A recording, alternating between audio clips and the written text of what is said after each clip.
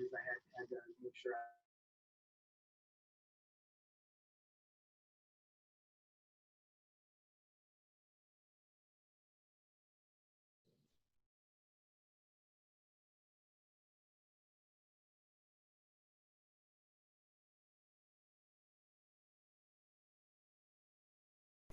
It's early. Yeah, it's early. Exactly. Still, but you got. Well, let's see. Who do you have? You've got. I have Candy. John, Sue. Nathan, Sue, and me. There it is. Wait. I'm here. Oh, and Jennifer. Great. How about Terry? Jerry's there. India's here. Terry's here? Yeah. Okay. So who we don't have is Dave, right? Who else don't we have? John Grant. Though he told Dave? me he would be coming John? by and doing Zoom. I'm here. John's Oh, here. you are here. Oh, someone got you set up. Thank you. Need all kinds of help. How about Elida? No Elida. Okay. There's Terry. Where is Terry? Is Terry with us? Yes. Yeah. Is he with you, John? Yeah. Well, no, he's not with me, and I miss him terribly. Okay. Can everybody see me other than Candy? I can't. I I can. can't see you. I can. We have to scroll through to see This you. is the Bitterroot College. Candy, if you click on participants, you'll see the list. And that way, even though you can't see everyone because the screenshot Yeah. picks up all the view, you then Okay. can see who's here. That might help. Participants. Tori, do we need Oh, the yeah. screenshot up? Do we need the screenshot up? Don't we all have it sort of? I'm the only one that doesn't have it. So if you want to guide me through the agenda, I'll be fine. All right, so it's just Dave and Elida that we don't have. Okay. All right, ready, set, go? Do you want me Okay. to get rid of the screenshot so everybody can see each other? Is that better? What's your preference? It's I up to- I would prefer that, but I'll help guide Candy through it if she needs it. I suspect she knows it in her sleep. I prefer it. There we go. Better. All righty. All right. Welcome, everyone. How's the weather there? Training. Raining? Okay. Damp and cold. Is it a cold? Is there snow in the mountains? Yep. Gonna get Great. colder, a lot colder. Cool. All right. Do we have any public attending? Sounds like we have no public. No, Aaron Rhodes, at least. We do have some public. Hang on, I have to find that. Hello, I don't know if you can hear me. I am attending, Okay. trying to get the camera going. Aaron, can you, I'll have the council members introduce themselves quickly to you, and then we'll ask you to introduce yourself. All right. So, oh, there's Terry. Okay, my name's Candy Lubansky. I'm the chair of the advisory council and have been a volunteer, was one of the first volunteers for the college in 2009. And I used the term graduated from 41 years in K-12 public education. So that's me. Sue, do you want to introduce yourself? Sure. Sue Smith, retired CEO from Credit Union Land. And now I just tend to volunteer. And it's become a really busy job right now. You bet. Terry. I'm Terry Burkhouse. I was with the University in Missoula for 31 years. I've been on the College Advisory Council now for, I don't even know how many years, a long time. And I'm the vice chair. And did your wife relegate you to the garage? Oh, yeah. COVID is tough, isn't it? Yeah. All right, John.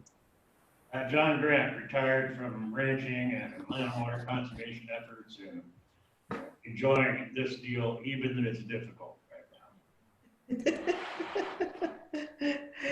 now. Let's see who else we have there. Nathan. Morning, I'm Nathan Lindsay, Vice Provost for Academic Affairs, and served on the council for I think 4 or 5 years. And I do need to apologize. I have to leave at 11 today. Okay. So just wanted to give advance notice of that. Okay. All right. Thank you. We'll probably have you do your report early then. Great. Okay, let's see. Who else do we have here? Rosalie cannot attend today. We have not seen Elida or Dave. Haven't heard from them. India's here. India, hey. Hello. All right. Hello. Good morning. Good morning. Can you introduce yourself, please? Sure. Yes, I'm India Hyde. I'm a student representative here on the Bitterroot College Advisory Council. Excellent. Excellent. We love having you. I love being here. And Linda, can you introduce yourself? Sure. I'm Linda Dowdy. I'm a retired chief nursing officer, and I am also a board of trustees elect for the college. Okay, who have I missed? How about me? I'm John Conan, superintendent of Corvallis School District. Oh, good to see you, John. We appreciate your time because you guys are going through rough stuff right now. So I'm glad you're with us. Thank you. All right. And anybody else that we've missed on the council?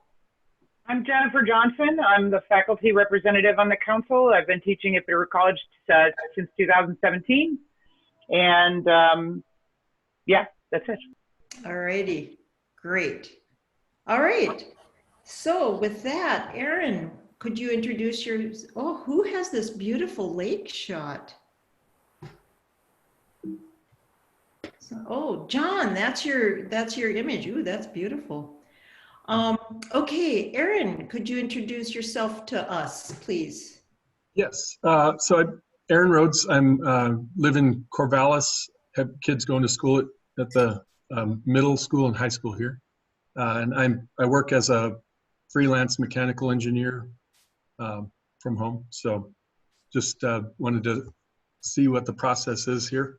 Good, good. We love public attending. So just for your information, the first question will be, is there any comment by the public on any agenda item any item not on the agenda? And then each agenda item has a public comment moment. So with that, would you like to make any comments on anything that's not on the agenda? No, don't have Okay. anything. All right, well, welcome. Welcome very much. I did hear also from Monique with Missoula County Schools, and she will not be able to join us. So with that, Sue, I think I'm at the point of looking at the minutes from September. Is that right?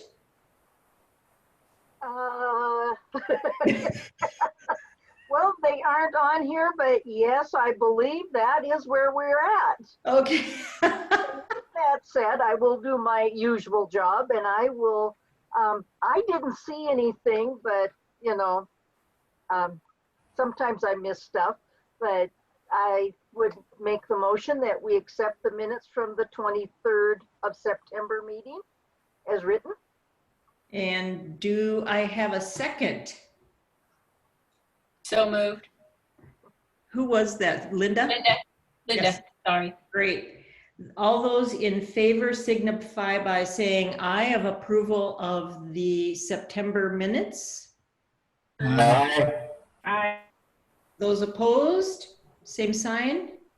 I am very grateful, I think this time, always to Sue, but I think Jennifer also really helped me out with the detail from last meeting. So thank you very, very much.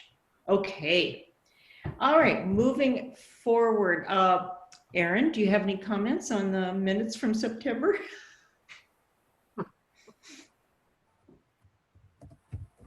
I'm going to say none. Okay. So we are then at the point of the director's report, right, Sue? Yes. All right, thank you. Has everybody had a chance to read the director's report? Do you need a little time?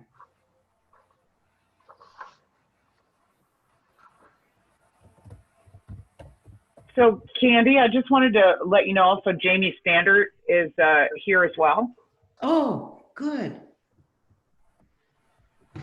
Thank you. All right. Any comments, discussion on the director's report? Elida has just joined us. Oh, Elida, good. Welcome, Elida. Would anyone like me to put the director's report into the chat so you could download it? Or a link to the website? Or are you guys good? I downloaded it already on my computer, so I have it. And I guess in my reading of it, you know, it's a bit distressing, of course, like everything is right now. But I would say not too surprising. Other comments or questions? Nathan. Tori, I had a question. Thanks for your great report. I'm curious what your thoughts are for modalities in the spring. As you mentioned, preferences in the first paragraph. Do you think you'll have any changes in what you offer based on what you've heard from students? That's a good question, Nathan. Thank you. And last time for the fall, we tried to really kind of stick to what we had planned to. If it was face-to-face, I just left it face-to-face. And this time, after more conversations with faculty and faculty kind of seeing the lay of the land, we have more, probably everything except maybe 3 or 4 classes that we're offering will either be blended, meaning that students can choose between remote or in person, or they will just be remote. It just seemed like we would capture more enrollment that way, and we would also be a better partner with the UM because they're also trying to, I mean, students are looking for things, and UM and Missoula College students can sign up for our classes, but if they're in person, obviously they're not going to probably take that option. But if we have them blended where some UM or basically non-Ravalli County students will, they can join remotely, then, maybe we'll get our enrollment up and also, help with UM having as many options available to students as possible. So I would just say that we're doing for spring, we do have more blended and remote options. And that is just a really big shout out to faculty being willing to do. It's one thing to do the remote, which is hard enough, but when you're willing to do the in-person and remote at the same time, that is just a skill set that is is hard to develop and just hard to do. And our science faculty has stepped up to the plate. Jennifer Johnson, Eric Gren, our math faculty, Jamie Middleton has been willing to do that. So that is just fabulous. And I would say our English faculty has just put everything on remote because it just seems it's best just to go one direction for those students. So faculty have just, I mean, it's a Herculean effort. And so thanks faculty. Do you guys have, what are you seeing up on main campus in terms of expectations for spring? Sure. So the guidance is almost the exact same as the fall in that we're still striving for as much face-to-face as possible. I do think some faculty are finding it a challenge to do both, do a high flex or hybrid or blended class. So I expect there'll be more that do just entirely remote. But that isn't the general guidance. And there's still it's interesting, there's a big group of students who want flexibility. Then there's a big group of students who still want face-to-face. So I guess my guide, it sounds like you've been really thoughtful in your planning. We don't want to shift entirely away from face-to-face. And the guidance from OCHI is still to be primarily in face-to-face. So, we kind of have to balance that as we do our planning and also be accurate in what we're marketing. Students don't like to have the switch, after they've registered or halfway through the semester. So that's challenging, obviously, with COVID, but we have provided the direction to faculty, if at all possible, please don't switch, because we have some students saying, I signed up for a face-to-face class and this is not what I signed up for. So we're trying to avoid that as much as possible. So and it sounds like you're still offering some face-to-face, and I think that's really important for those students who want it. And it also helps to address why students, if there are no face-to-face classes, then all of the associated fees with campus are hard to make a case for if students aren't here. So that's another factor that plays into that. But I don't know I hope that's helpful, Tori. No, that's great.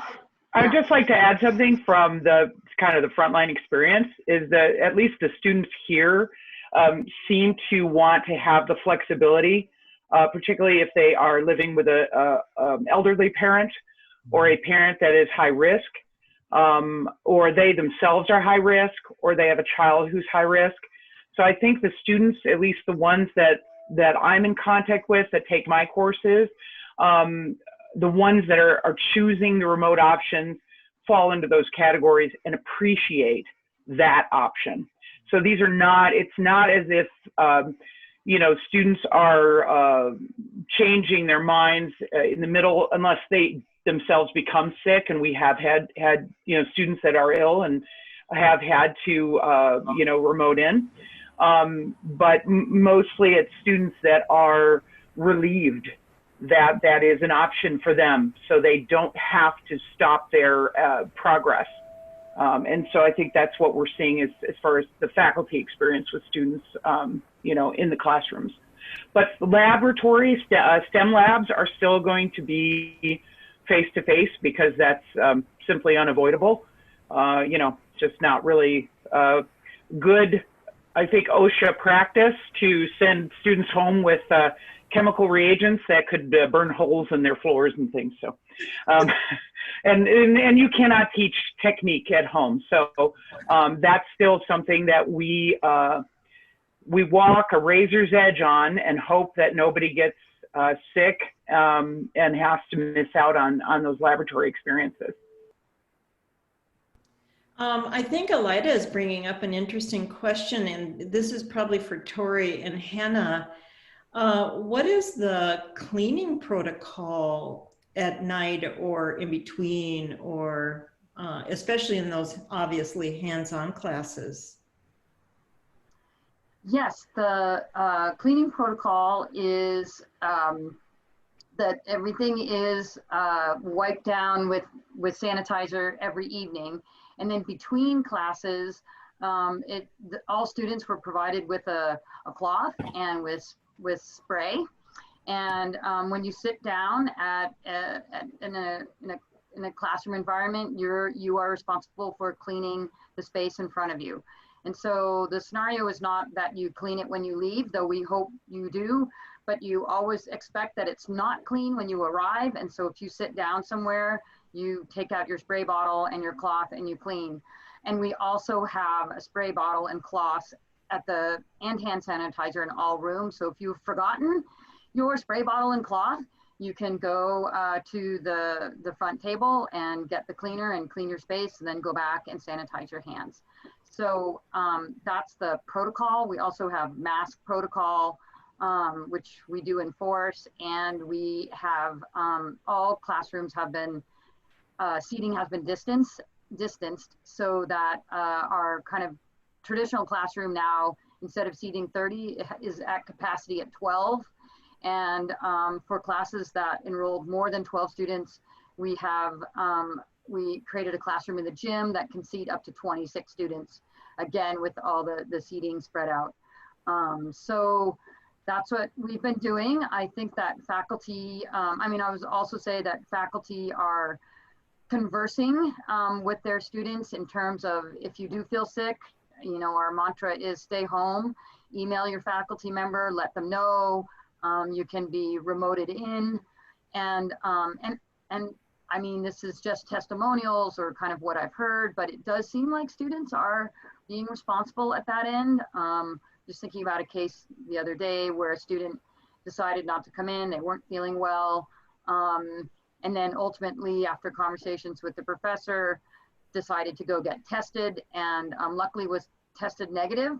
But just that this student was really taking it seriously, and then seriously enough that decided to get tested before returning. And I think that, generally, and even talking to colleagues across campuses, I think that students, yes, maybe in their social lives aren't taking it as seriously as we like. I think in the in-person instruction life, that students are taking this seriously. The students lead double lives. Yeah. But so far we have been, I do think we've been lucky, but I do think also people are in the classroom setting being responsible. And I think that Jennifer could add to that, either, an agreement or disagreement. But at any rate, that's, I think, the sense from campus. And I think if Jamie Standard, who is our advisor, is also on the call, she could probably speak to her sense of things as well. So yeah, faculty definitely have been culturing the students since day one to take control of their space. So there is no guarantee that we know who has been there before them. So they should own that space. So when they arrive in class, they should wipe down their area, the table, the chair, whatever they're in contact with. And then also, at least for me and what I've been promoting with faculty, is you encourage the students to do that when they leave as well. Just because, again, you want to just try to, we're all in this together kind of mentality, and we have to keep each other safe. And so that's been, kind of the faculty mantra with the students is let's keep each other safe. Also, faculty have been encouraged to spray down doorknobs, spray down other surfaces in their classrooms, keyboards, things to keep other faculty members as well as the custodial staff as safe as we possibly can. I know, like last night, I went and sprayed down all the knobs with Lysol just right before I left the building. And this just kind of something I do, as part of what I do. So, and I know other faculty are doing that too. And so, we're just trying to be as conscientious of surface transmission as possible, as much as we can. And so far, I think, like I said, like Tori was saying, I believe the students are being cultured into it. I see students that just automatically go into this process without even thinking, while they're having conversation at the end of class, grabbing the disinfection bottle, spraying down their, and they're just chatting with each other and swabbing their space. And so it's like part of their lifestyle now, I think, unfortunately. But yeah, so I don't know if Jamie wants to add any more to that. Yeah, I mean, just to piggyback on what everyone else has said, they've covered all the issues pretty thoroughly. I've just seen an increase in student anxiety and student struggles with remote learning. So students that really need to be in person, I mean, nobody can be, like Tori and I were talking yesterday, it's unrealistic that we would have the expectation that students would be remote full time and ultimately be really successful. That works for a very small percentage. I know that we're doing the best we can to meet the needs of all of our students. I know that particularly the most at-risk students, either health-wise or with learning needs, I keep fairly consistent weekly appointments with them, and have pretty consistent communication from the faculty about those students to ensure we're doing the best that we can to meet their needs during COVID.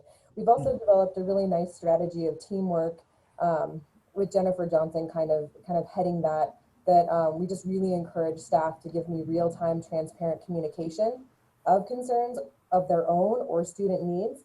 And then I have a process where I will email, wait 24 hours. If I don't hear back, then I follow up with a phone call and try to set up either a Zoom or in-person appointment, just so that they know we're thinking about them, you know, as many points of contact as we can, because, you know, COVID can be really isolating. And there can be a lot of anxiety associated with it. And students may have fear about being in the building, or students may feel like, you know, they're alone. And I think that that's one of the hardest things. It's like in this transitional period of your life, it's like, oh, you're alone. You know, and if we think back to all of our own college experiences, how much of a communal social experience it was. I know for my own undergraduate experience, it was more social than academic, absolutely.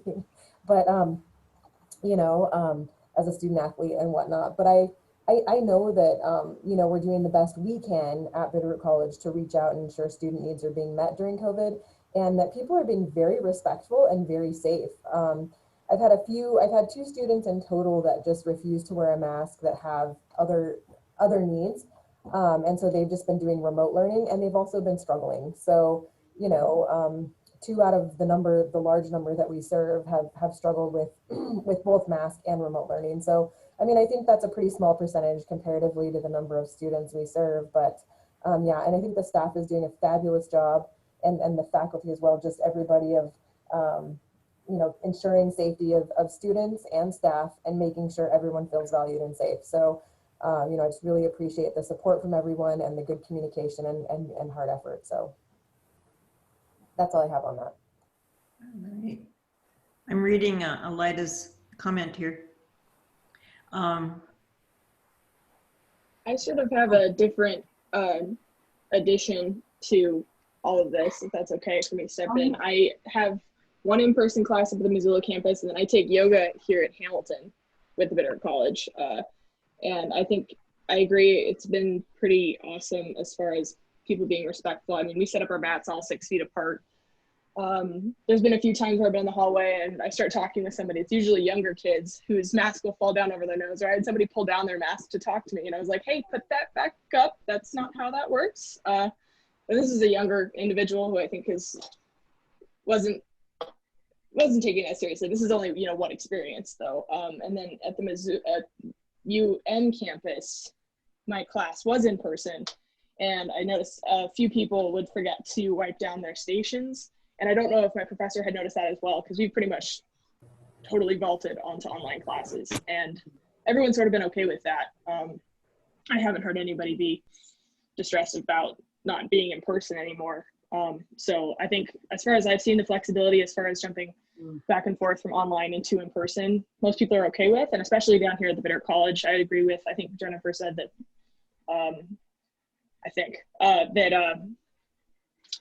online works fairly well for people down here who have a lot of other things going on as our non-traditional students. And as far as classmates down at the Bitterroot College, everybody's pretty pleased with online functionality, and do feel safe at the college, because we do know we have lower numbers as a whole, and that you guys are being so good about cleaning everything down. And I don't have any classes at the Bitterroot College where I sit down at a desk, so I haven't had to see, because I'd probably be watching to make sure everybody did it, including myself. But yeah, I do feel safe being there, which I really appreciate, because Thor and I have been as safe as we possibly can be. And he just told his roommates, no, you can't have 2 people over. What are you talking about? He's the king of being great as far as COVID response. So that's the student review. I really appreciate the comment Elida made too, and everyone is saying about personal responsibility. That really shifts how we look at these times, and that we are reinforcing personal responsibility versus someone's going to take care of me. I think that's really important for us all right now. And I find that that orientation of cleaning your workspace, that's wonderful. I think that's just great. I sent Tori, Hamilton showed up in the New York Times regarding COVID. And I don't think it was the most positive light cast on the community of Hamilton. So it's really good to hear that the college is reinforcing that personal responsibility. There is a relationship between personal responsibility vis-a-vis personal freedoms. And Yeah. personal responsibility is an expression of freedoms, not a constriction of them. Yeah, yeah. Okay. Well, this is still on the director's report, right, Sue? Any other comments on or questions? Tori does. Yes. Actually, I wanted to make one more thing that we're doing for COVID is that we are fortunate to have a building that has windows that you can open. And so faculty are definitely opening windows in classrooms, and we did get standing fans for all our spaces. So we also have fans, and so we're just trying to keep air circulating. That seemed to be one of the other issues. So I just wanted to say the one last thing. Great. All right. Thank you. Any other questions or comments on the director's report? Hearing none. I'm gonna, Erin. Public comment. Yeah, thank you, Sue. Public comment. Erin, any comment on the director's report? No. Alrighty. Okay. Thank you. Thanks. How about if we jump to Nathan's report at this time, because he has to leave. So Nathan. Thanks, Candy. Just a couple of updates from UM in Missoula. One is a few weeks ago, we put out the spring calendar for UM. We were given guidance from OCHI not to have a spring break and to limit travel, but still heard from students and faculty that it would be nice to have some break days interspersed throughout the semester. So we built 2 of those into March and 1 into April on different weeks. And I think they're on a Thursday, Tuesday, and Friday to try to mix that up. And hopefully that gives some folks some respite. We've had quite a bit of discussion on campus about mental health and wellness, similar to what I think Jamie mentioned. And just yesterday, there was a discussion with all the deans and other vice presidents about how we can support health and wellness for faculty, staff, and students. There are a good number of healthy workshops and discussion groups that have been formed on campus. If you just go to the Office of Organizational Learning and Development website, those opportunities are outlined there. There was also strong encouragement to have discussion to encourage people to take leave, just their annual leave. Terry Phillips, our HR director, noted that people taking annual leave is way down, given that people can't travel. So people are just working largely without breaks. And so, encouraging people to think about half days on Friday or sometime during the week just to continue strong through the last 5 weeks of the semester. That was a good suggestion. And then when the semester ends with Thanksgiving, certainly taking some time in December and early January as a break. And then quite a bit of dialogue about just expressing gratitude for managers to try to connect personally with their colleagues and just see how things are going professionally, personally, and conveying, just thanking people for the hard work they're doing think is important as well. So those are all kind of in the area of trying to promote morale and mental health. Also, if I could comment on the newsletter, the update, there was a link to John, I think his last name is Summers. John Summers Flanagan. Flanagan. I used to work with him a long time ago. And he and his wife did a series, and it was worth doing. They're quick, and they're real uppers, and they don't avoid hard stuff. And they talk about strategies. And so I'd encourage anybody just to look at them, if nothing else, to share them with someone else. They were fun. Yeah, he's a really neat person. I'm glad you saw those.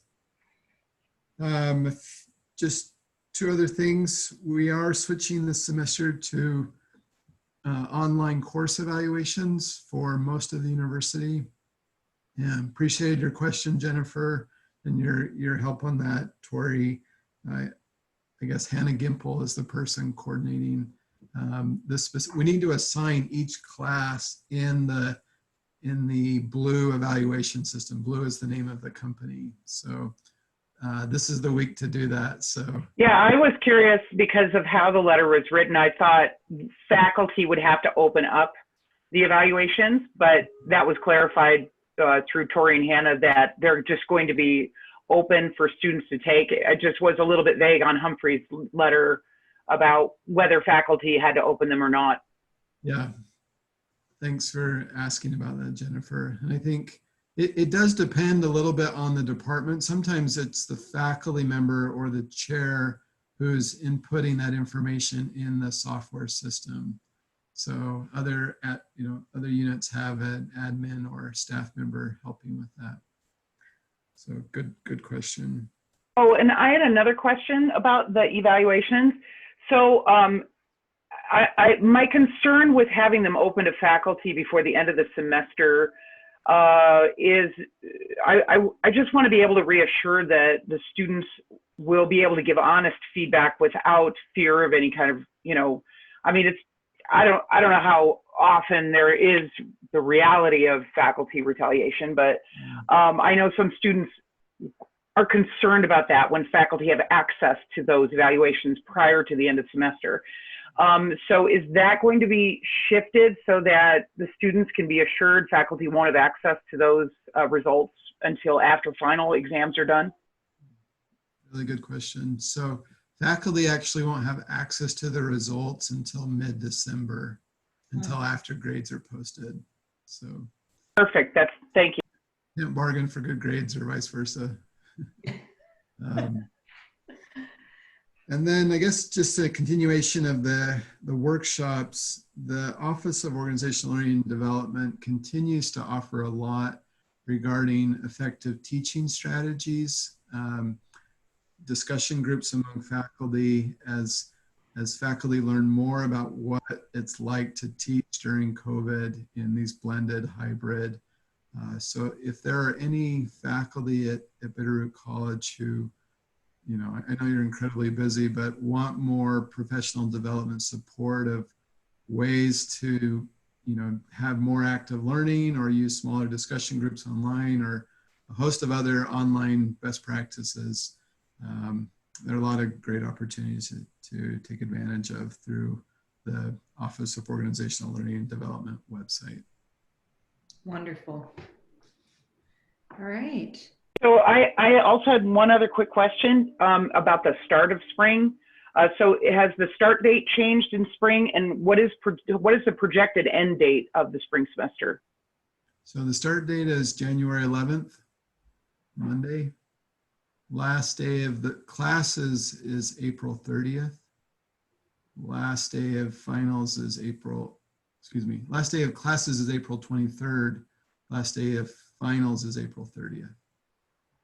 Okay, so they are shifting it back a week, because I think last year finals were during the first week in May. So that is being shifted back just like in the fall?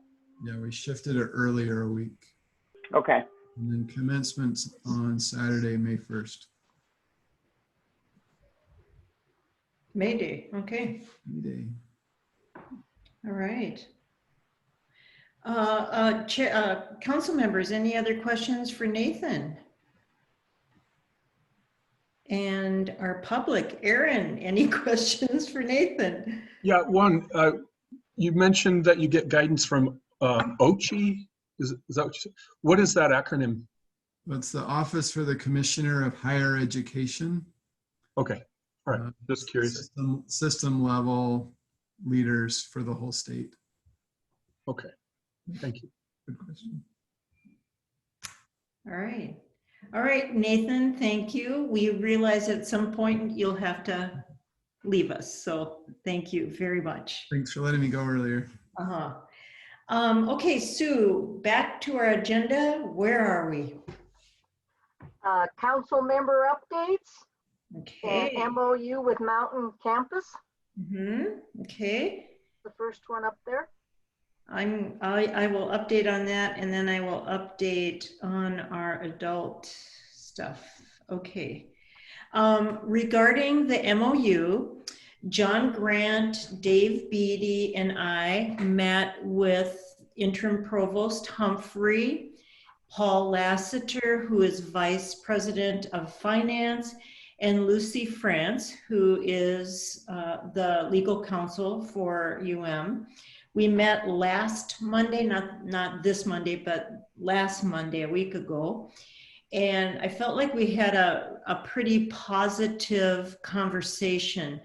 The challenge has been that because of changing partners or changing mostly provosts, it's hard because you feel like you're in a circle of constantly catching the new person up, and that can be frustrating and feel redundant. But I have to say that I appreciate Reed Humphrey's attitude. He has conveyed to us that he is paying attention. He is learning at lightning speed. And I just followed up with him yesterday. I gave him a timeline, hoping that he would get back to us about the status of the MOU this Friday. So I would share with you when I hear back from him. And I would say the conversation sort of got divided into two parts. As you all will remember, the purpose of the MOU is to memorialize our relationship with Mountain Campus. We've never had that since our inception. And while a strategy of an MOU may not be the most ideal, it is at least a vehicle we have for establishing that. So that's one of the purposes of this conversation. Other purposes include, if we become an independent community college, assuring a positive relationship and continued existence in that interim. And then the third purpose is, if we don't establish the community college, seeking that improved and more stable campus membership and being recognized differently and being recognized as part of the system versus being under Missoula campus. I feel like the other part of the conversation was, bottom line, we need more money. And we did have the conversation, and John, I'm going to ask you to contribute here also. We did have the conversation about, an 8% reduction of a lot of money is one thing, but 8% reduction of not very much money is exponentially more impactful. And so I really felt that Paul Lassiter was going to dig into that.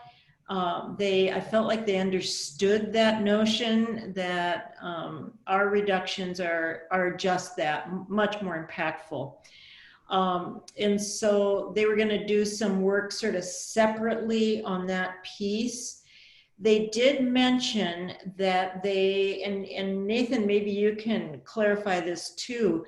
In that conversation, they mentioned that they are asking deans and I would hope directors to start to, what would I say, drive their own budgets more. It felt like the conversation was that budgeting tended to be centralized with Mountain Campus, and what the effort was to decentralize that and essentially make those other sites and programs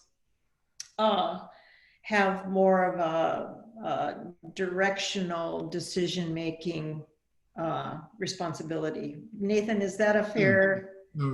Yeah, in the past, we've had largely a historical budget model that has been based on prior years. And what Paul Lassiter and Reed have outlined is that the budget model looks primarily at student credit hours as the main driver. About 70% of what budgets will be based on, followed by majors at 20%, and then any research productivity is 10%. And so what colleges are allotted will stem directly from those kind of weightings. So there is a larger incentive to have higher enrollments within each of the units, so that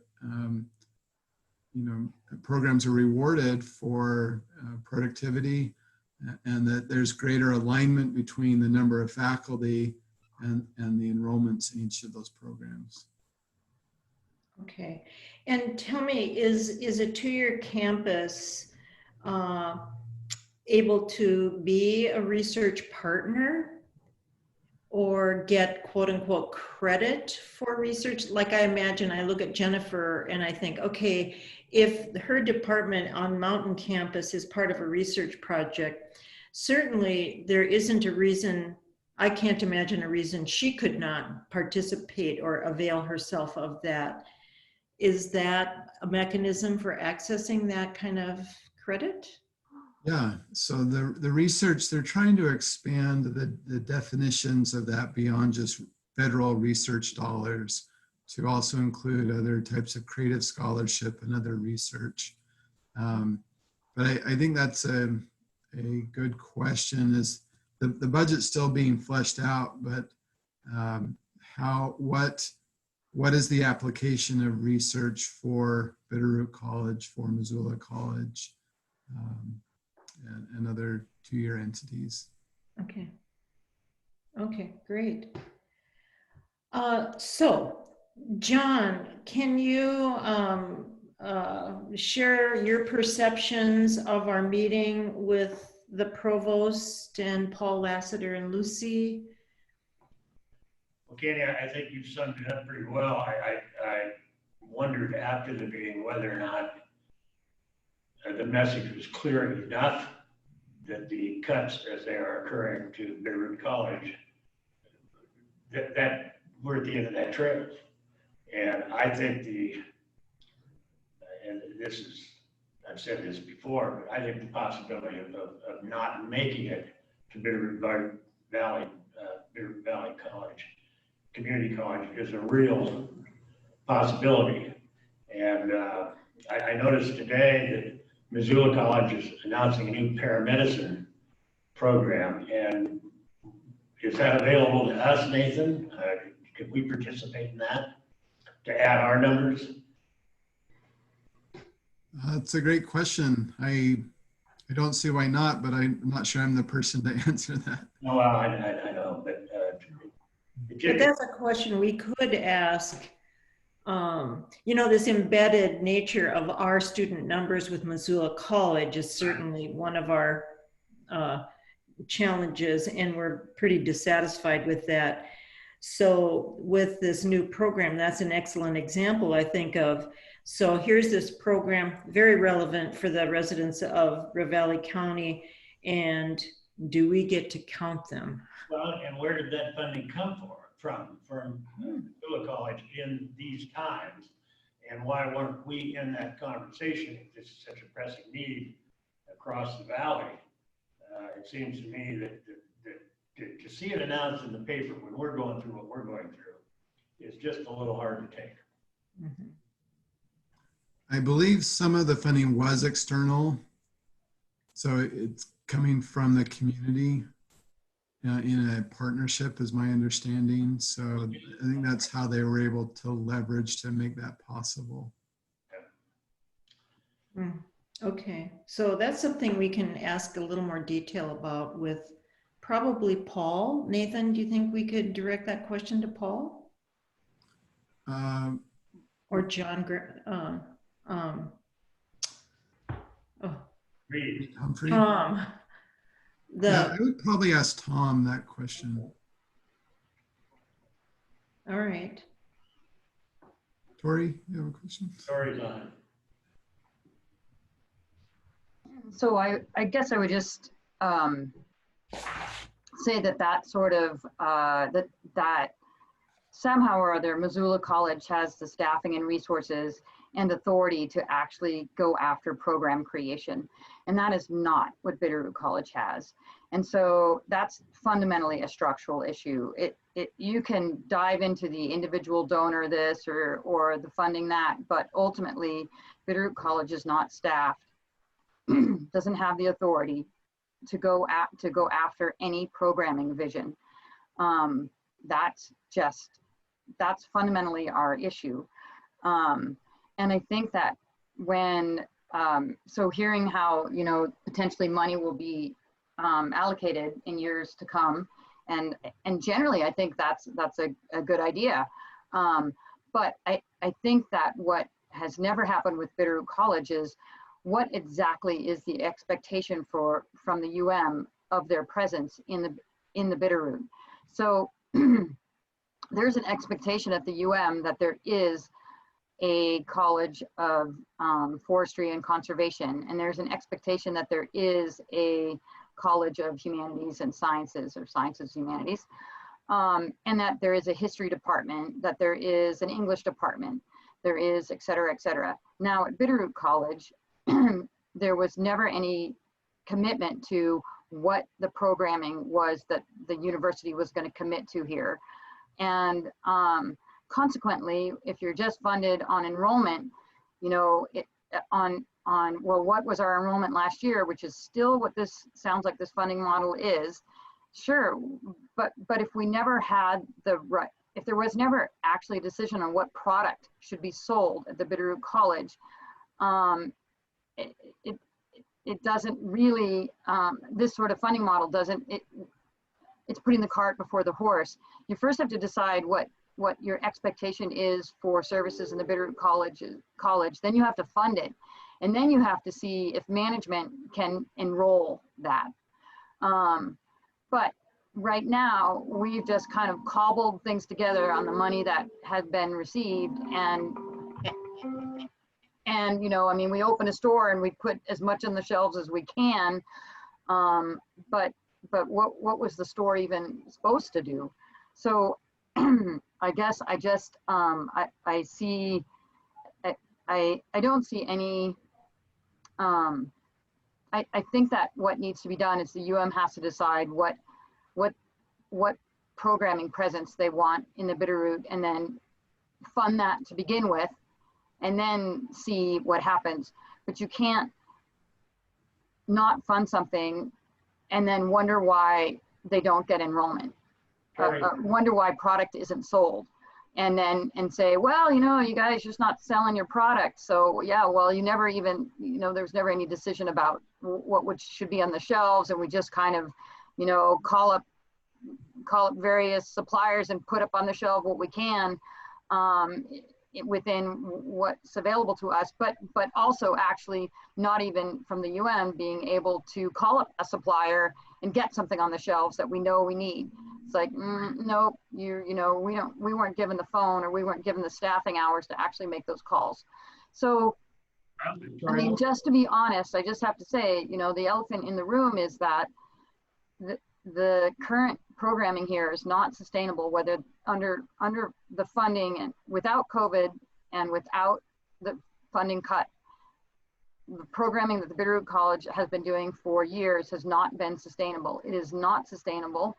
It's it's exacerbated by the present situation. But in fiscal 2022, if there's not a decision by the UM about what presence they expect here and what the cost of that presence is, and if it's just like, well, you guys figure out how to make do with this new budget, we can figure out how to make do with that. But that is restructuring the Bitterroot College significantly. It is realigning the Bitterroot College's mission with the reality of its staffing and its resources.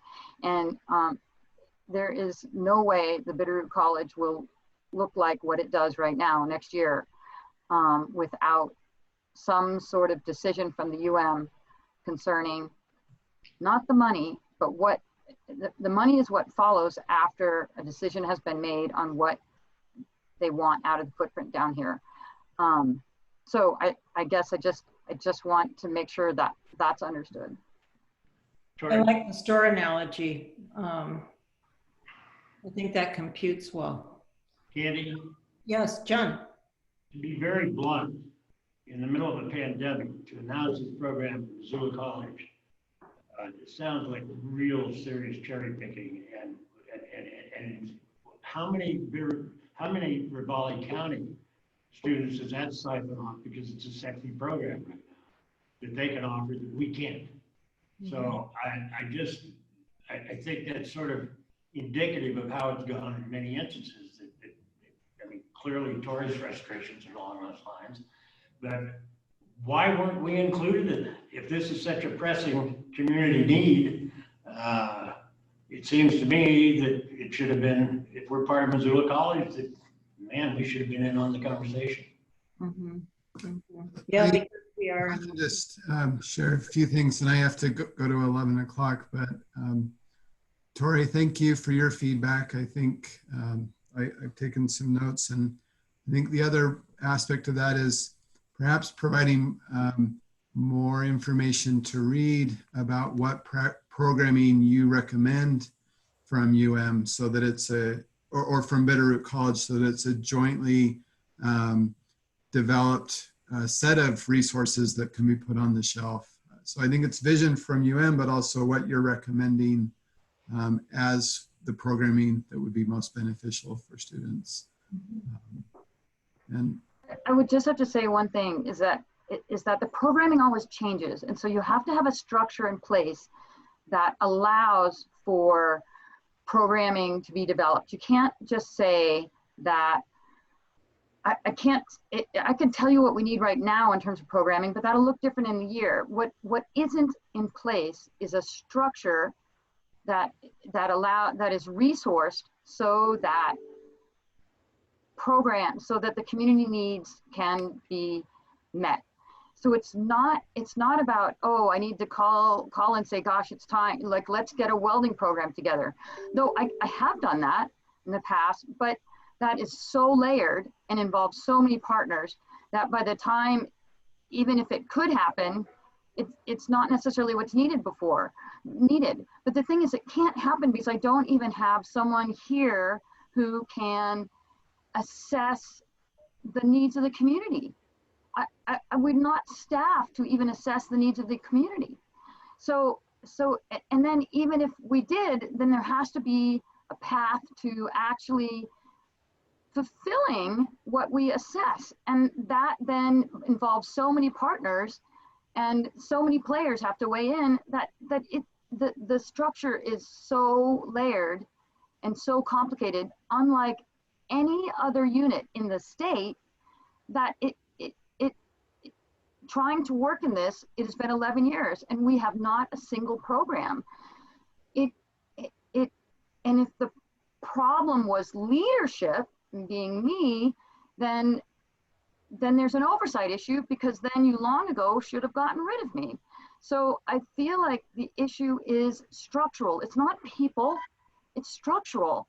And until we recognize that and figure out how to make Bitterroot College programming, funding, and structures similar to the other units in the system so that at least there's a level playing field on which to start meeting programming needs, it doesn't really matter. It's either Band-Aid solutions or carts before horses. And it's not personal in any way. I think UM leadership, even state leadership, has done what they can in terms of the people involved, but everyone's hands are tied by the structure. So that's my kind of analysis of the situation. Okay. All right. I will follow up with Missoula College about how they went about getting those monies and just getting some history on it.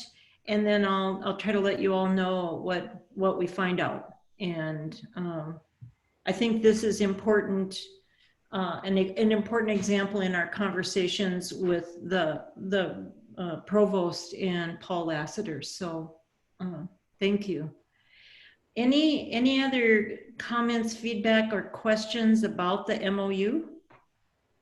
Thank you, Nathan. I didn't mean to put you on the spot with that question. No problem. I think a conversation with Tom Gallagher about the paramedicine would be helpful. So, I apologize, I have to run. Yeah, we know. Thanks, Nathan. Thanks, good to see you. Good to see you. Alrighty, bye-bye. Aaron, as our public, any comments? No, Alrighty. Public, none. Okay. All right, thank you.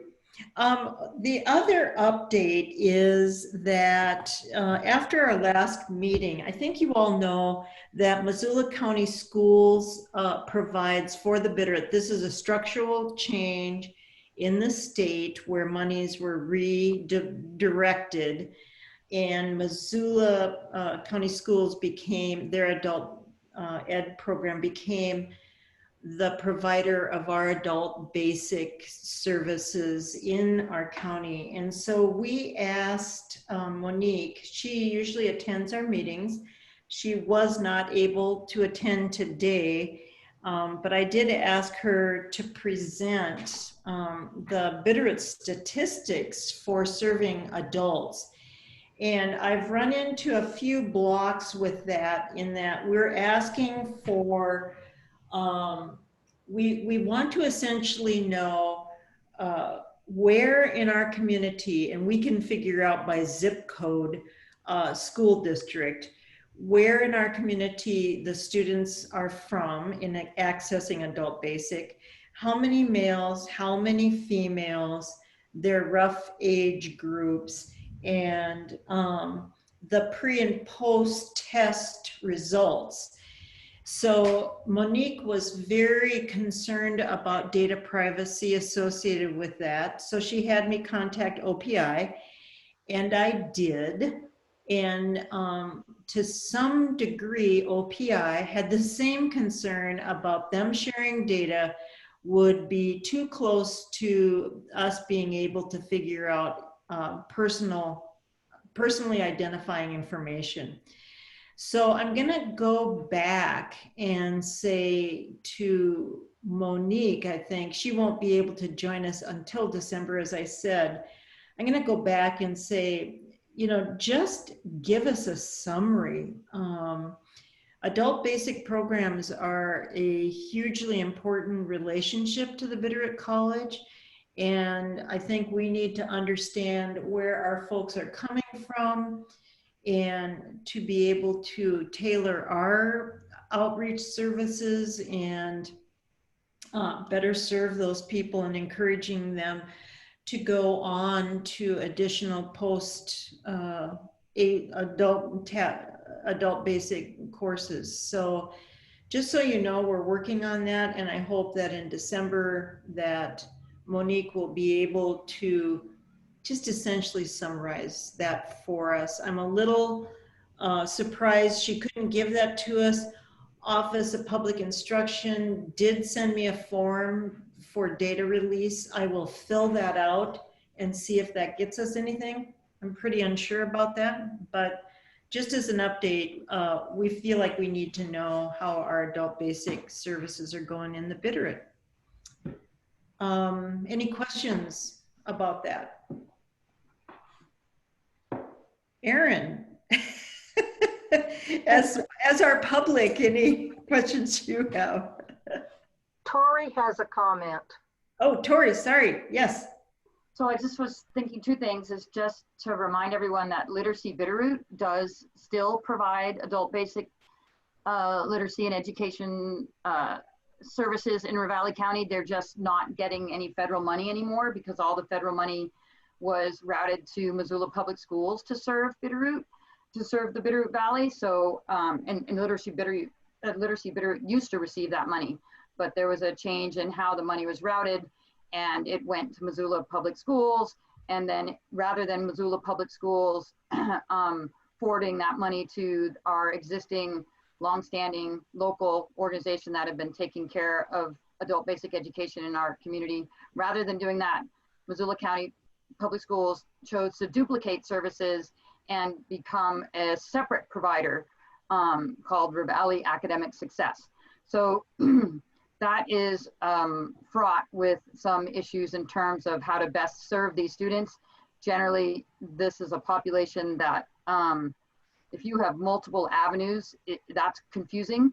And I think this is poor practices on the part of Missoula County Public Schools to try to bifurcate. And you know, when we have someone who wants the high set, we have to say, well, you can, well, potentially you could say, well, you can try this group or this group. And then they might ask, well, why would I go to one or the other? I mean, the whole thing is unnecessary. They could just funnel all the money to our local provider.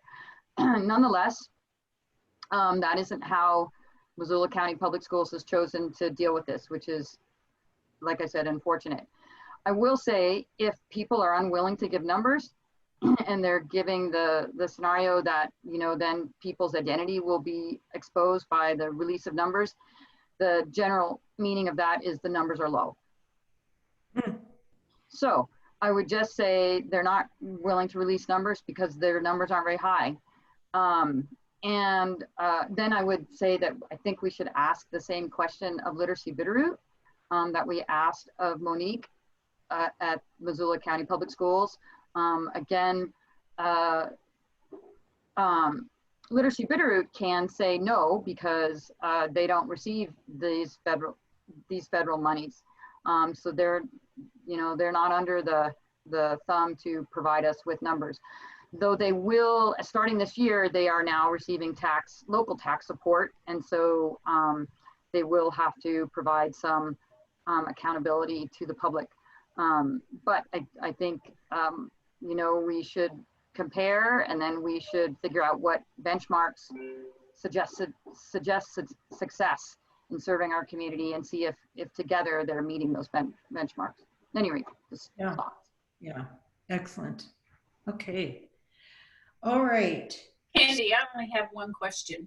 Yes. And it's really not a question, it's more of a statement.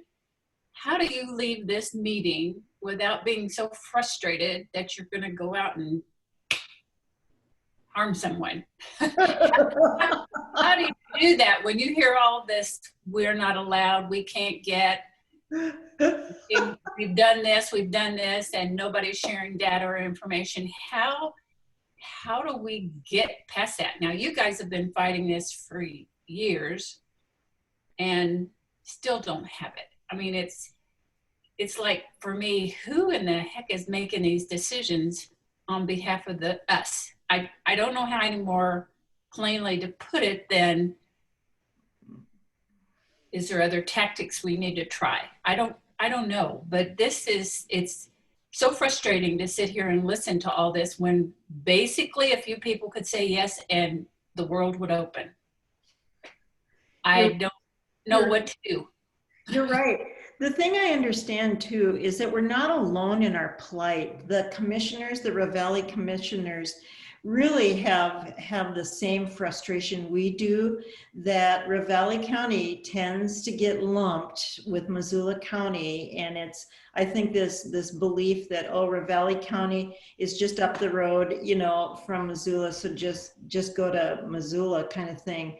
So it helps that we're not alone in that plight, because I've heard the commissioners really lament not being able to serve our community in the way that they see being most productive. I think the other thing that we do is that we have tenacious leadership. In our case, we have Tori, who is like a dog with a bone, and that she reminds us all the time of the intricacies of the challenge. And I think her thorough understanding of that helps us ask better questions. And if we take the ABE piece as an example, that first change came out of the Office of Public Instruction for Adult Basic. And the same thing happened, Tori remind me, the same thing happened with the business, with job service. You know, and so there are so many examples in our county of this belief that we are just the greater Missoula area and we can do everything in Missoula, including all of our shopping. I mean, it goes that far. So I feel like that it isn't just us. We particularly feel a different pain, but it isn't just us. Job service, adult basic, all those kinds of things have made reorientation to Missoula, and it's really frustrating. It's almost like you need, you know, how do you get that type of situation? Like you said, you know, the one place I absolutely deplore to go is Missoula. I just do. I mean, I go because I have to, but it's a hassle, and I do that maybe once, maybe twice a month max. To have to go there every day for education would just be over the top. Yeah. Everybody knows that, everybody understands that. It's almost like you need to do a public service announcement on the greater TV channels to let them understand where we sit. Yeah. I don't know where else to go here, but I sit here and listen to all this stuff and I get so frustrated. I think, we're 20 years behind the 8 ball. Yeah. You know, and I have long had a belief that geography matters. And I think I've shared this notion with other people. When I was superintendent in Belgrade, Gallatin County, it has Park County just over the hill.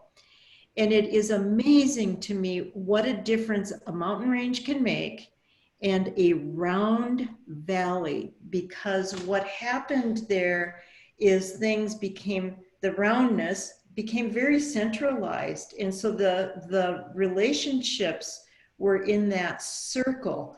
And Ravalli County is very long and narrow. And so, you know, Sula and Darby relating to Corvallis, you know, that whole physical orientation, I just have a belief really matters to humans. Candy, I think that's a very good description. And to Sue and to Linda, I think Sue's done this all the way along, but the partnership between the trustees elect and this advisory council and Tori Clark, you guys you're off to a roaring start on the processes of becoming Bitterroot Valley Community College. But the psychology behind what you're working against in many instances is coming to light, and your frustration is the same as ours. But you know, next Wednesday we have the Board of Regents meeting with the 2-year community college committee. That's probably not the proper name for it, but that's where we're going. It's kind of like I'm trying to prepare for that meeting with questions, but my questions would be to them like, if you were in my position and this was what you had to work with, or this is what is fact, what would you say? How would you do that? I How would would you try to do that? I mean, they need to walk in our shoes, and how do we get them to think that way? I would start with my frustration being, and Tori does this, Candy does this. We cannot back away from our frustrations with this whole process. Oh, I know, and I don't intend to. I just want to keep it under control so that I don't lose it. You know, that's the whole thing. I don't think about that part. Yeah. I hear Yeah, you. it is, you know, that, all I can say is that you just take on the next day and the next day, because it's really almost like mental illness making.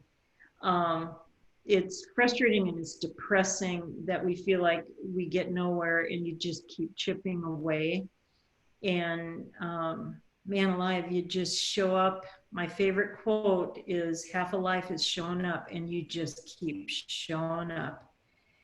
And Well, I don't have a this is problem with us. that. I may be driving Missoula more than I want to, but I mean, I have no problem going sitting in the outside of the office saying, I got a question, you need to help me here. And that kind of thing. Miss Sue, help me. Well, a couple of things. You know, I always feel like they think anybody that lives in Ravalli County is a total idiot, and that we are incapable of making sound decisions for our own part. Also, it's only 50 miles to Missoula. Oh, yeah. Yeah, One guess what? way. Yeah, One one way. way. If you want to live under the bridge there, it's only 50 miles. Yeah. But, you know, they don't take into consideration the cost of childcare, the need for a dependable transportation, and, you know, gas and good tires. And then a long time ago, I think either the 70s or the 80s, they even tried to transfer our legal system into Missoula with the judges and things like that. I'm not quite sure. I've lost how you describe that, but you know, our local judges were going to go to Missoula County.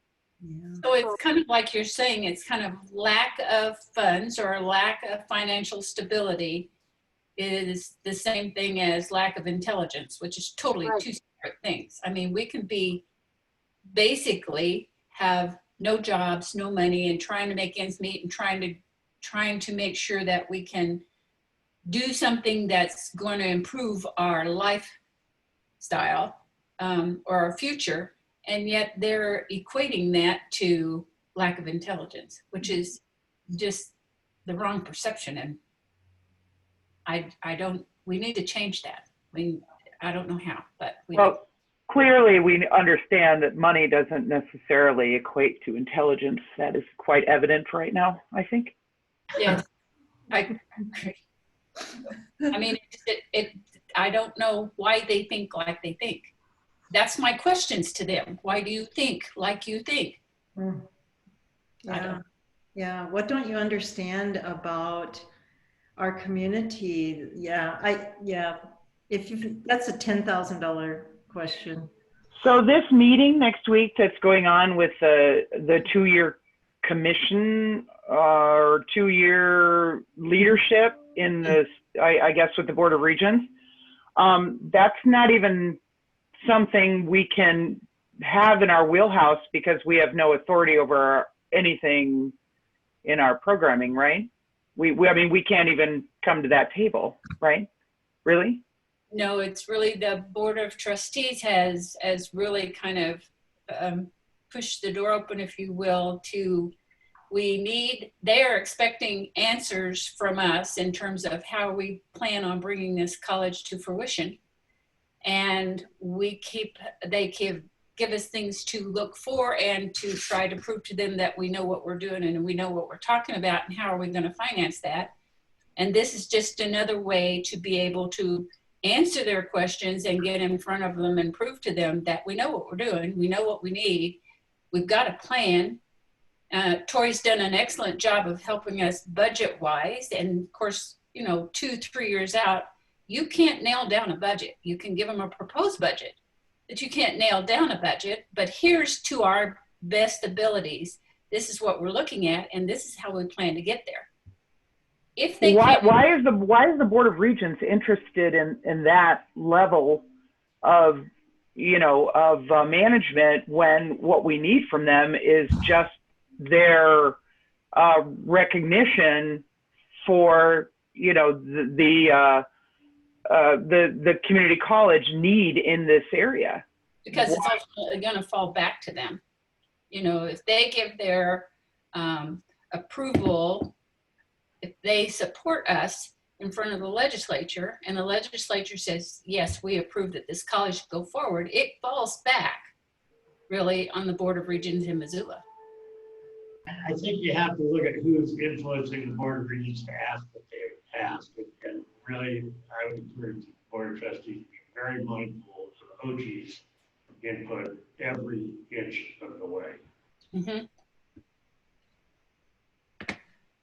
So it's that, just trying to get them to hear us. Again, my question will go about my frustrations. This is an avenue. How do I get them to look at us not being a program and doing a full-fledged community college here so that we can help support them in their numbers, if you will. Now, I think a lot of it, and maybe John and Candy can help me here, I think a lot of it revolves around finances. That again, if you have another community college, now we have to split finances another way. Mm-hmm. Am I not right? And power and control. Yeah. Well, wouldn't it be prudent though then to use a model that has worked and been incredibly successful in the state of Montana, like Flathead Valley Community College, using that as a model and saying, hey, we have done the same kind of work that they did when they started, or we have the same kind of, offerings, or we have the same kind of budgetary considerations that we're taking, under our purview to prepare for this? It's my understanding, though, that we're pushing through unknown territory here in terms of the legislature approval and bringing a community college up under the new rules and regs and the structure. So I think that's what John Beatty is doing, is helping to restructure that legislature to be able to maneuver your way around this kind of things. I don't know that the other community colleges had to jump through all the hoops we're having to jump through. Oh, and there's no doubt in my mind, it hasn't been done since '67. It's just been such a long time. But that's what I'm saying, is that's one of the ways maybe we can convince the BOR that we have a few cells of, neural net left going on in our heads, that we looked at these issues. We just like Flathead Community College did, we have a budget that considers all similar things that they considered, and we've thought through that process. I'm just wondering if, using a successful model might be a way to convince them that we have thought through this, intellectually. I think that's part of the first report that we sent them, in Tori's budget. This kind of mirrors what they have, what they've done, and what we can do, what we have now and where we want to go. It's all there. It's just that I don't think anybody's reading or listening. I think you just really got to pay attention on who's in the ear of the Board of Regents. And it goes back to, you're not only battling a process, you're battling some prejudice as well. Yeah. Yep. Yeah. So, yep, I'm frustrated. Okay. Tori. Welcome to the club. Yeah. And I'm capable of mayhem, actually. Yeah, well, I'm close. Tori.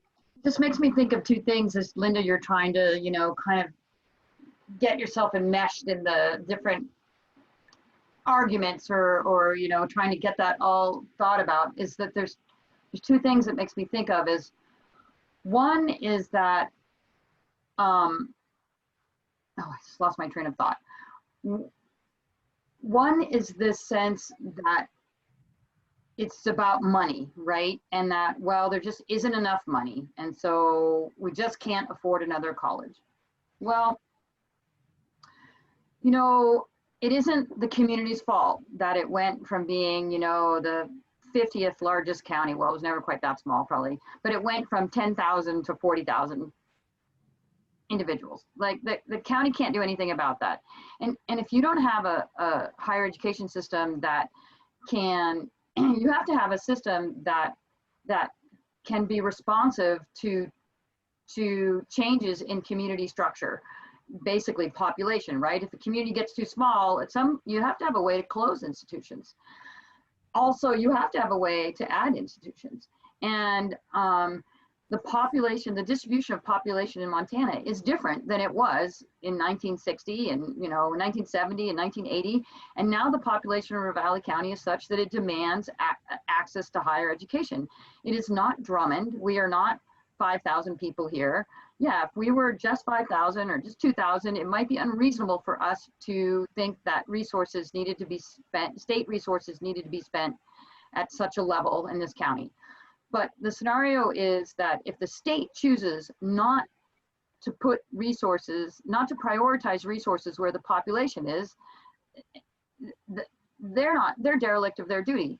And so resources need to go where, I mean, you always have to prioritize resources. There's never enough resources. Community should have a community college, right? But at some point, they're going to say some don't get because they're just not big enough. But you know what? Ravalli County is big enough. So, well, it's growing every day if you just talk to the builders around here.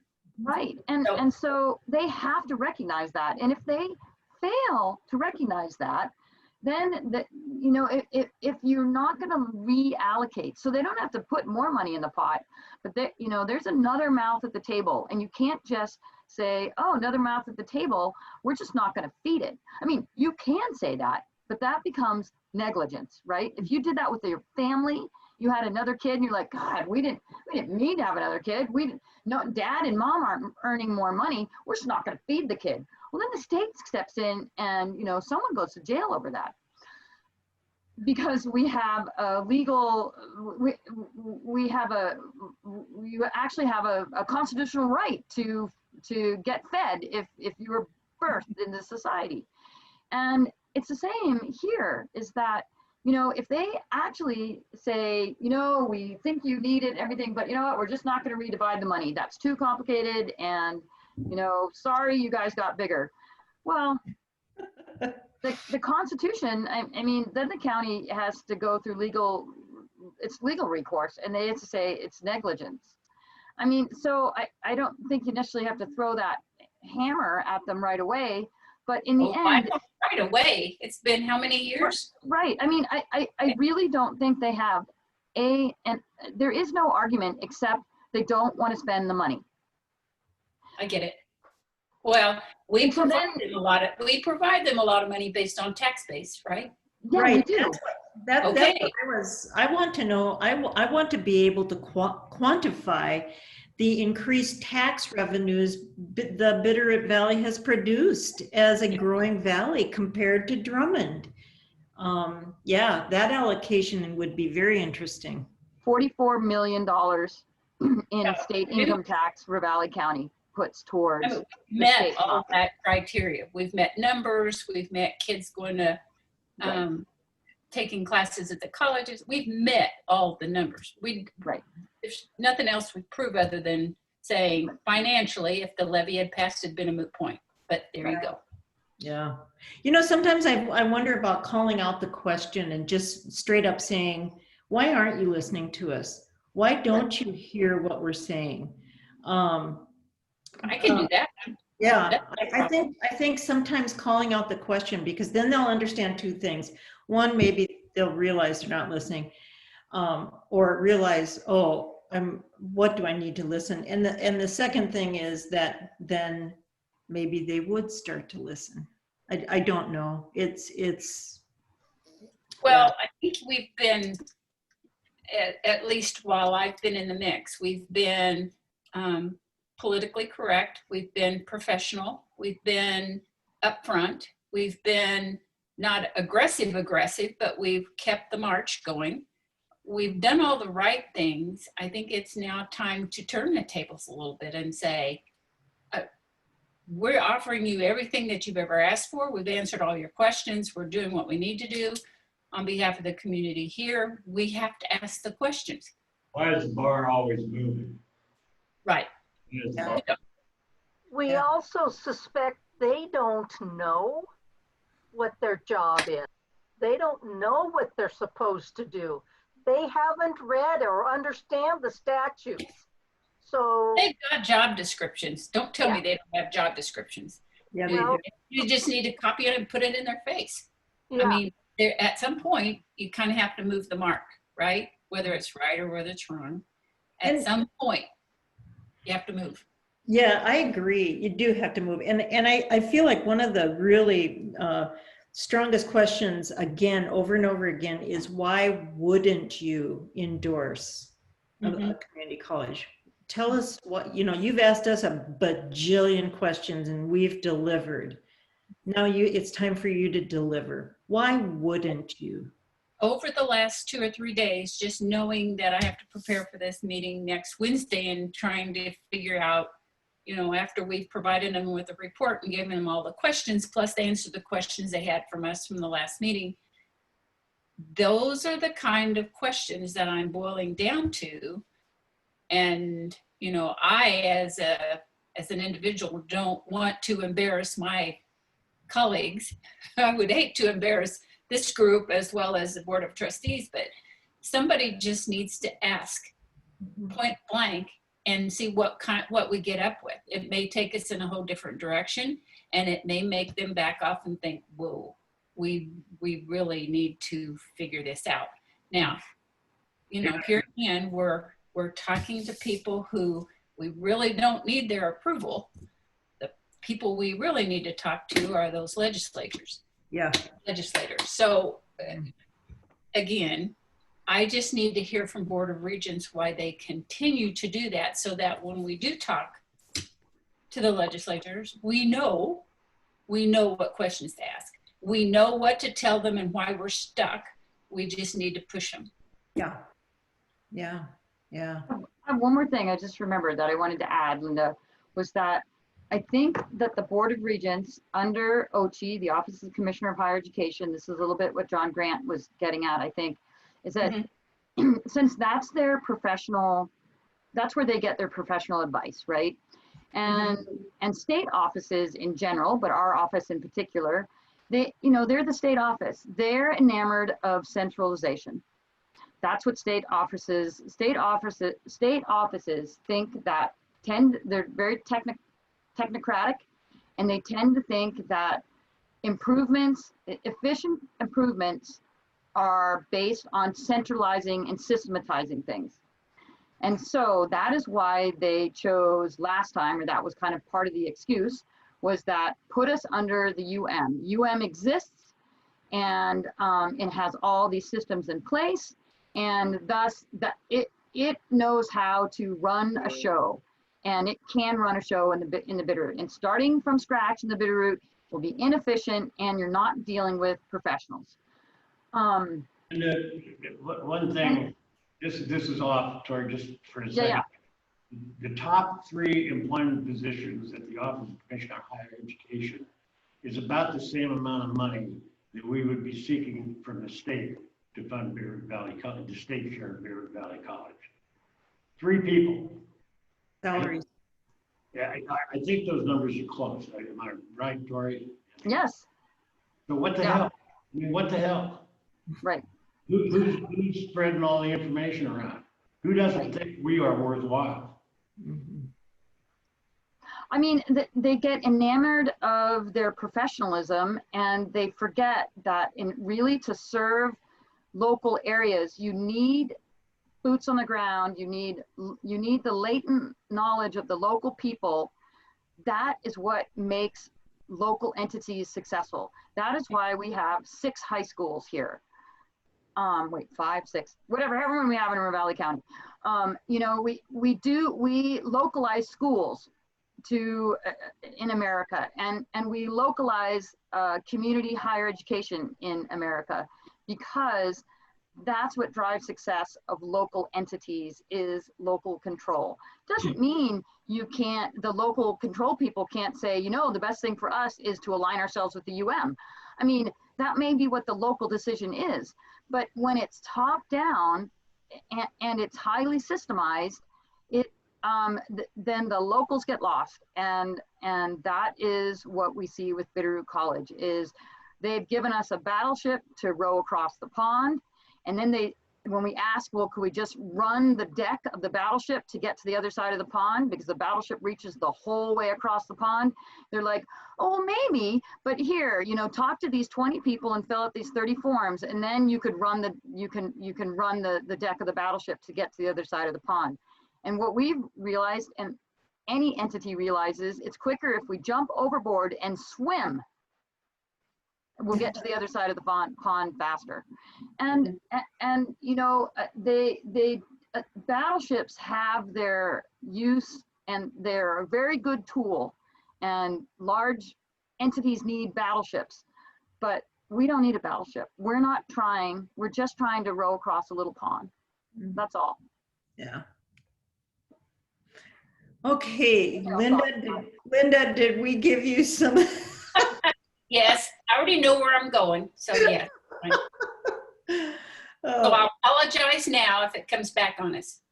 Well, we're not worried, and we're behind you 100%.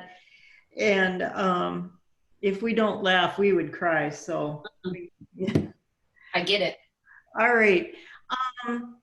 Sue, where are we on our agenda? Because I didn't print it in front of me. Well, I think announcements and documents received. Okay. And Erin, if you are still with us, do you have any comment? Yeah. We need to discuss potential donors follow-up. Oh, thank you. So as we go on, before we go on to that, Erin, any comments on the last 12 or so minutes of conversation? No comments. Thank you. All right. Thanks, Erin. Thank you. At our last meeting, because of our financial plight, and you know, I think here's another example of perhaps the Missoula College got a private donor, it sounds like, and how do we do that? Sue brought up the question on our last agenda about us working to foster more local donations and to seek some more donors in a substantial way. One of the things that inhibits that for many people is that they don't want if they should donate to us, they don't want the university to siphon off their percentage. What is that percentage, Candy, please? Oh, Tori, 6? Yeah, 6%. So, you know, on the one hand, I think this is a dichotomy, because if we send our money through the Foundation, you know, foundations are a great mechanism for getting donations and building a resource pool that can impact even more people. I certainly understand how great a foundation can be. But having said that, some people really resent that 6% will go to the foundation for the instead of directly to the college. Buying things specifically, I noticed in the director's report that again, Terry Ryan has purchased, I can't remember what it was, but you know, again, that kind of direct purchase is really rewarding to donors to see tangible things, and that's important to have stuff, but we also need to be able to have people, and so finding a way to do that. So long-winded way of saying that Sue brought this up for conversation last time. I believe what I said on the agenda is, do we have a member of our council who would be willing to take that initiative on? And in my estimation, I'm looking at, I think, exploring possibilities of mechanisms for donations, working maybe with the foundation, Foundation, about negotiating lower percentages, or I don't know what, or buying stuff. So the real question here is there someone on the council who would be willing to kind of step into that role? Oh, John, are you raising your hand? I'm not volunteering for that at all. I'm asking on what authority, since we don't even have a memorandum of understanding or any other document describing the relationship, on what authority do they just rake 6% of anything we might get? On what authority? That is a really good question. Again. Wow. Yeah, why is that? Why don't we just not pay them? Oh, okay. I can speak to that a little bit. I mean, in general, almost any foundation, they need operational costs. And frankly, the 6%, when I do talk to donors about that, it's actually not that much compared to if you gave money just directly to the Bitterroot College and it went through our regular expenses sort of scenario, the UM charges 8.75%. So it's less than the UM. It could be at some point. Could be worse. It could be if you found one donor that gave you multi-millions. That could be. Yeah. Yeah. I mean, so it's not actually a hugely unreasonable fee. I mean, yes, if we did it ourselves, if we had our own foundation, you know, we could probably get that fee down to 2 or 3% or whatever. But there will always be you do need to have a professional that's looking over the books and that kind of stuff. Candy pointed out that if people want to give money to a specific piece of equipment or something like that, it's exempt. You can't take that. There is overhead. There are operating expenses, and those do have to be taken into 6%. They're not doing anything for us. The foundation isn't doing anything for us. Well, they're still accepting the donation and they're sending out charitable receipts and they have a structure so that the donate. I know. I'm sounding like I bought the farm here, but at any rate, yeah, I'll volunteer right there. Jennifer had a question or comment. Yeah, just so everybody's clear on this, Tori, could you clarify what the 8.75% is from or for? Yeah, the UM has a standard assessment on any expense that's not not within a general fund account of a fund that's being funded through the state. And so, and that money goes to payroll, goes to administrative services.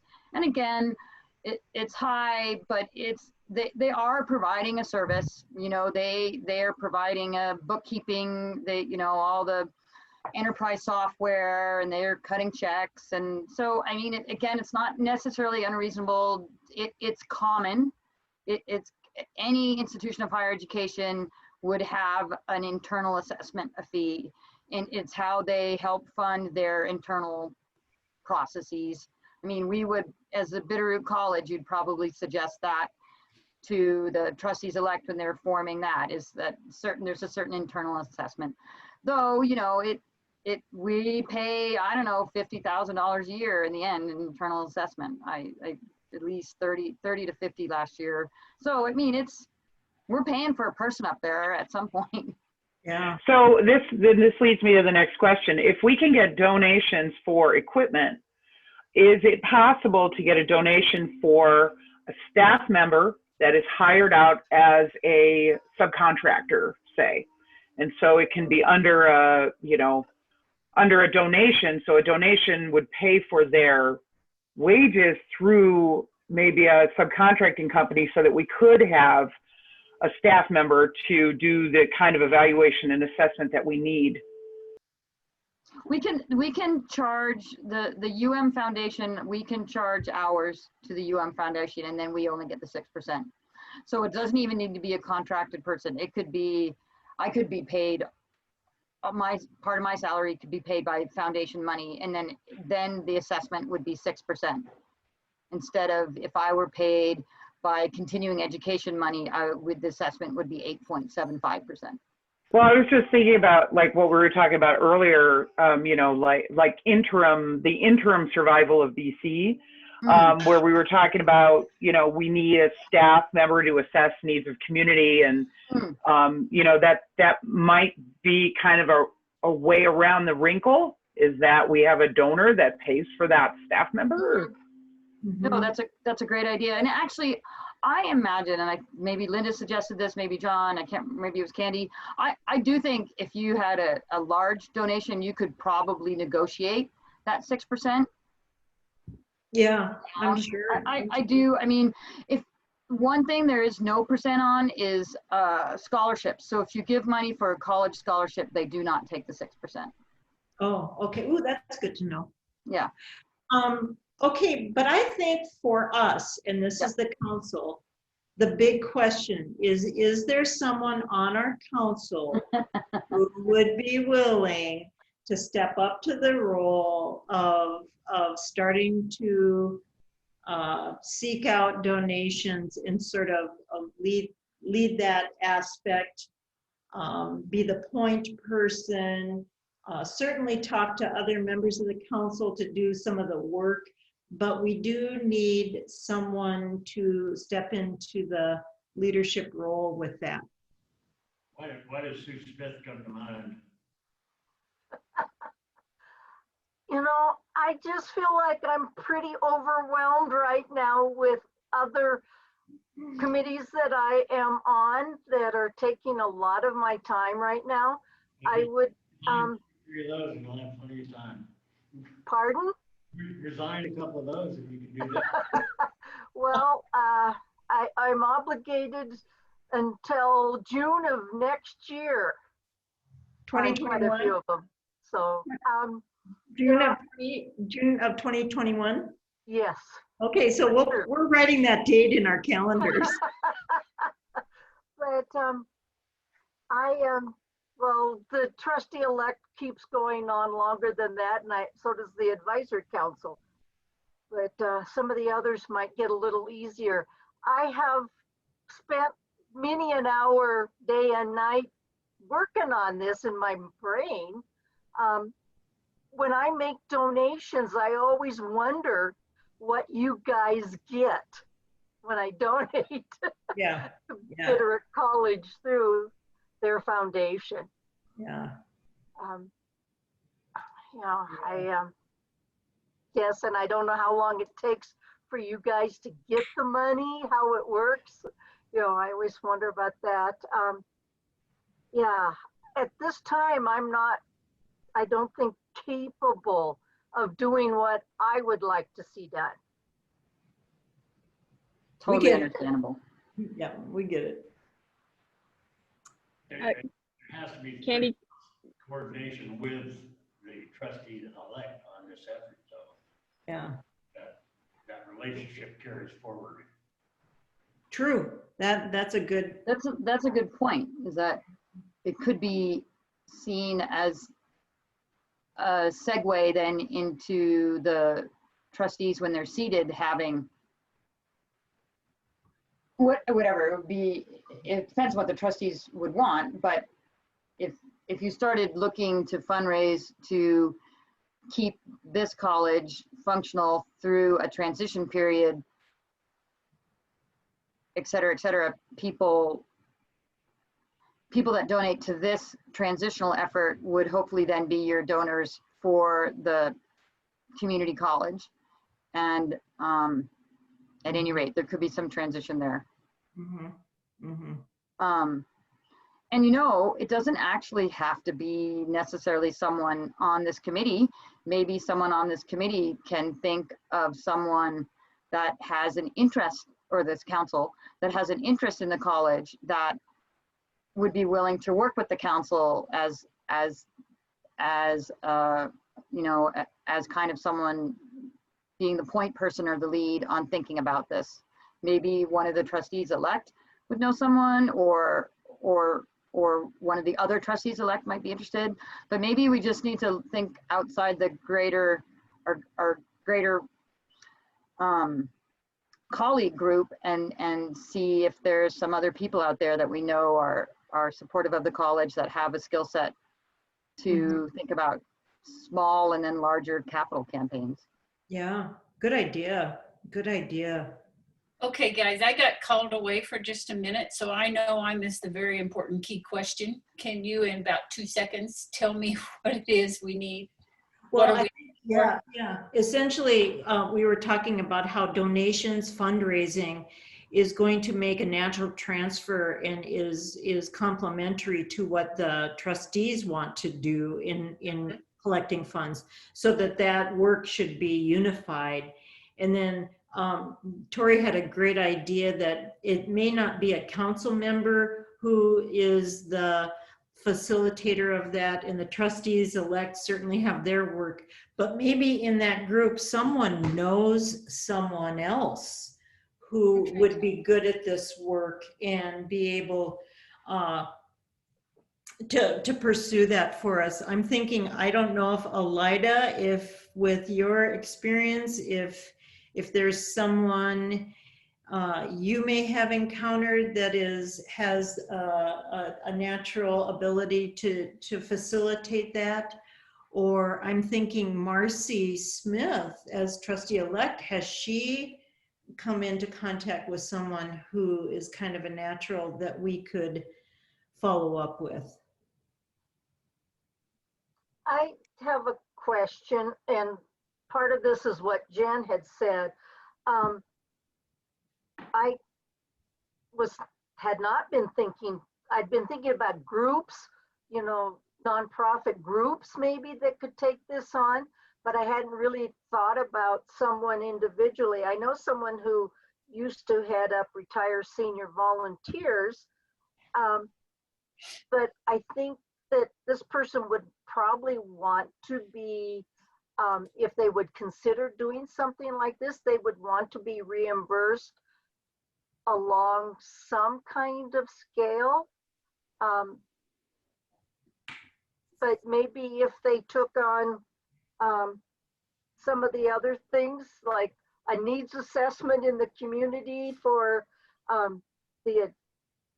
have to go back to my notes, the adult literacy, you know, getting some of that data, could that be a possibility? Could we even start a discussion that way? That if they can raise the money, part of it can be wages for them. So I know, for just based on my experience, people who oversee or run a foundation have a very defined skill set. You know, it's how you structure a foundation, as well as how you maintain it and how you go about full-fledged operations of a campaign for a foundation. As just knowing the people that I know in town, and Sue, you probably will agree with this, Terry Johansson is very familiar with foundations and how you go about raising funds. And if she probably could be a go-to person to ask who would be a good person to do that. And then we could kind of go from there, because she's familiar with what the skill set needs and how we legally stay above board on everything we're doing and how we monitor that. That's a concern of mine. So how about I ask Terry what she thinks and kind of go from there? See what we can find. Yeah, okay. That'd be great. Okay.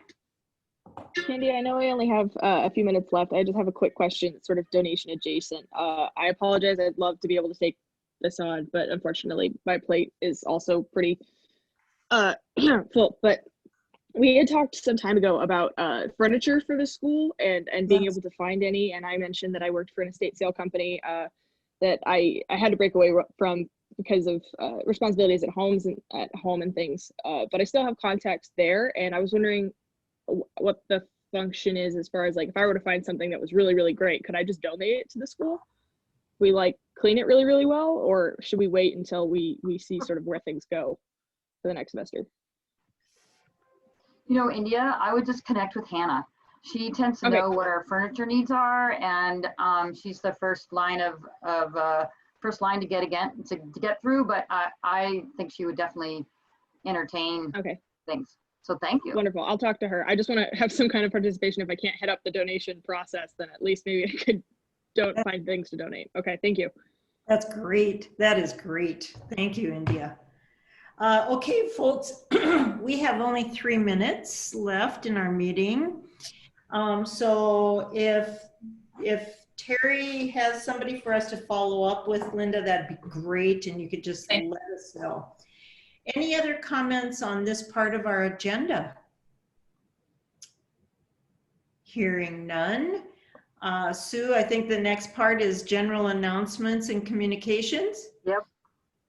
Any general announcements? This is the place I like to hear, like if somebody's having a baby, you know, the good news, what's great about what's going on. Okay, Tori's not having a baby. All right. John, are you having a baby?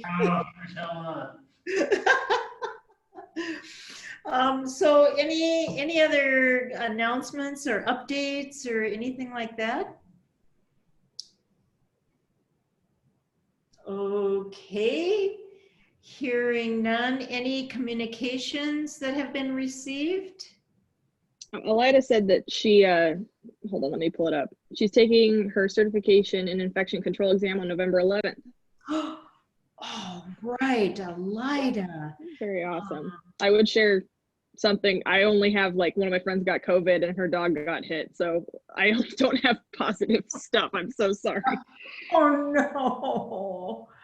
I know. I was heartbroken, but I'm hoping, I don't know, Halloween will be more fun or come during. Oh, she's also pregnant though. She's pregnant. So there's somebody adjacent is going to have a baby. Great. That I like those kinds of news. All right. And I see John is cleaning his personal space. That is so responsible of you. Thank you, John. Appreciate that so much.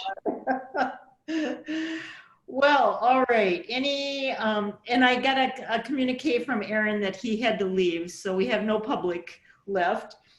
Do I have a motion to adjourn the meeting? Yes, I make that motion. Who seconds? Grant. Second it. All those in favor signify by saying aye. Aye. Aye. Opposed, same motion, same sign. All right, guys, hope you can join us on the November 19th Board of Regents meeting. It will be virtual, so sign in, and Tori has sent the connection, so we'll see you there, okay? Okay. All right. Are we having an advisory council meeting in November, or are we just focusing on the Board of Regents?